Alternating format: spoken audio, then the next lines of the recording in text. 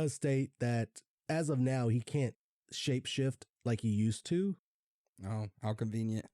Yeah, he said it when he was around like 13 or so. It was very easy to, shapeshift, but it was very painful to do so. But it was easy to start it.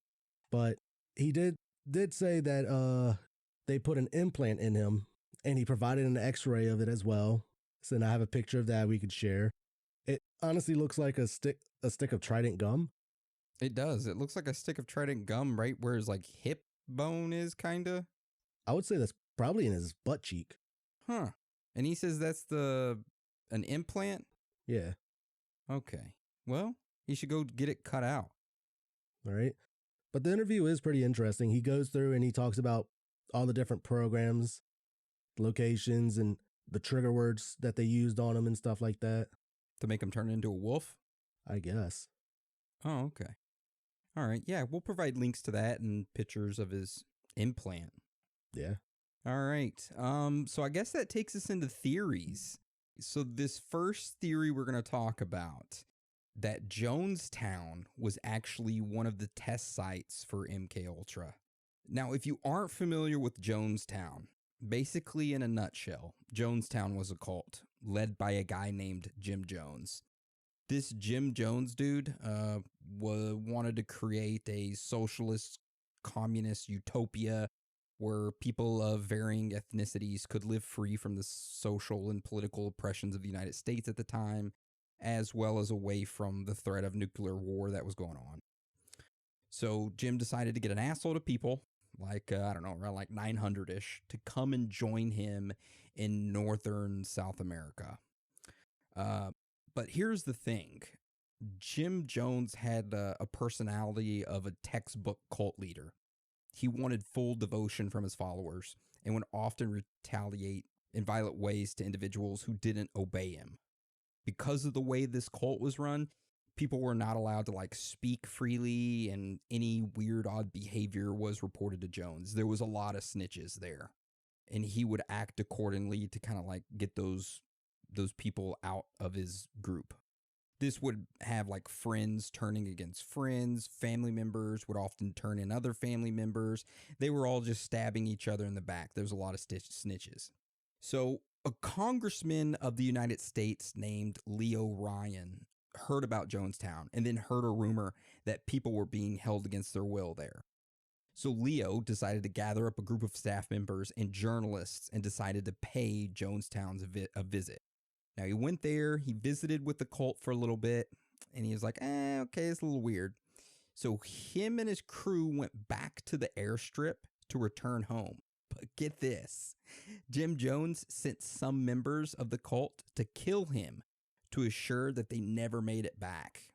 Right after that, Jim Jones gathered up his 900-ish members and told them, hey, word's going to get out that these people were dead and the United States is going to come for us. And we aren't going to be able to live peacefully anymore, and there's pretty much nothing to live for. So everyone needs to drink this cyanide-laced Kool-Aid and kill themselves. So that's what they did. All of them drank it, and they all killed themselves. And that's the story of the Jonestown. Now, the theory around this is that this Jonestown and Jim Jones, all of this was a giant test site for the CIA's Project MKUltra, that they were bankrolling this entire operation, that Congressman Leo had found out about it, went to investigate it, found out the truth about the CIA's operations, and went back to tell Congress. However, the CIA found out that Leo knew, assassinated him, and then had to get rid of everyone. So they all ordered everyone to drink the Kool-Aid. And that's the theory, that Jonestown was a part of the CIA's MKUltra. I can see that. Yeah, plausible, you know. I mean, there's a lot of weird shit going on.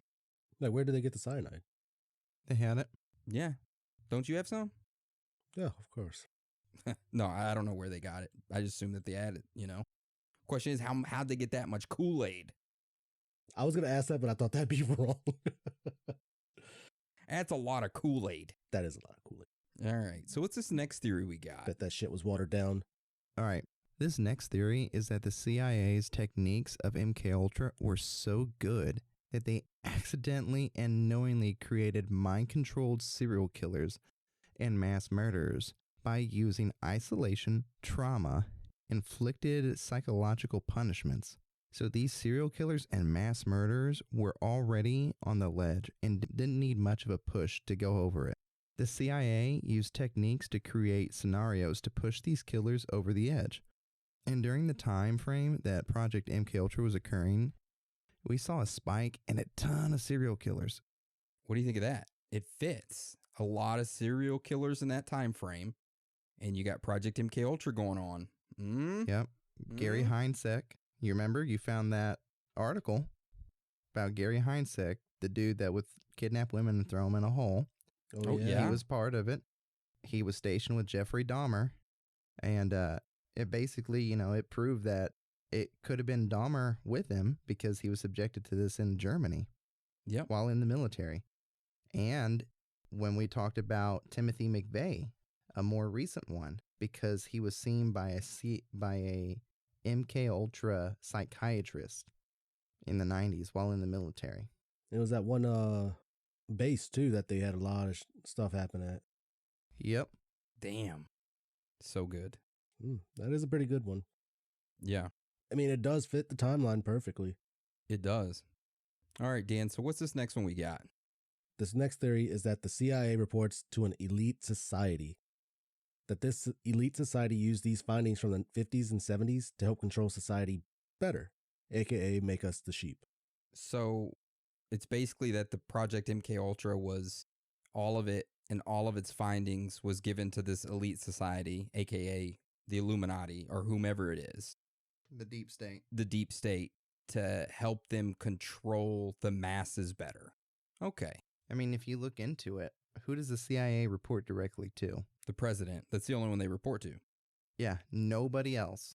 I mean, I could see it, honestly, because say like our Patreon episode, Mockingbird, it's kind of around the same time as this, or right near the end of MKUltra, controlling the masses. Kind of fits in. I could see it. Yeah. All right, Dan. So what's this last theory we got? All right. So this one's, is it's a far reach for this one, I think. So we know that the CIA have done a bunch of research that is just pretty much inhumane. We've got MKUltra, Project Gateway, QK Hilltop, MK Often. You get the picture here. A lot of these experiments. But what if MKUltra was used to control humans with superhuman ability or superhuman capabilities? Like astral projecting or shape-shifting like White Wolf Von Guy, controlling and brainwashing them to work for them to have an edge over other countries, seek intel with astral projection, shape-shifting assassins to take out competition or spies. Because during that time, there were spies everywhere. Because you think, like Project Gateway, they were going after people with strong psychic abilities. And White Wolf said that they were going after people with, superhuman capabilities. So, kind of go hand in hand. So you think they're just targeting superhumans, assuming there is superhumans out there in this theory? I think people that have the potential to be superhuman, I think. Okay. Because you know how Anna always talked about people being able to reach a higher frequency? Mm-hmm. Kind of goes along with that. With people, they were searching for people that could actually hit those higher frequencies and unlock certain potential in themselves. Okay. A little far reach, but Yeah, it reminds me of that movie. What's that movie called? Glass? Oh, yeah, with Bruce Willis and the Beast. The Beast, James yeah. McAvoy. There's that group that hunts these superhumans and kills them. So, kind of reminds me a little bit about that. Yeah. Anyways, all right. So, what is y'all's thoughts and theories on all of this? Like, what is your whole take from all of it? I would say that it definitely hasn't stopped. I still believe they're doing the experiments. I mean, they've deleted, or not deleted, but got rid of most of the documents and stuff. And honestly, like one of the things I read up was that the CIA, they're not going to keep a little personal diary of everything they do. So even if a bunch of documents were burned up and all that, they're still more than likely still doing all of this. no one's gonna stop them. Who's gonna stop them? Yeah, you're right. No one's going to stop them. They can. No they one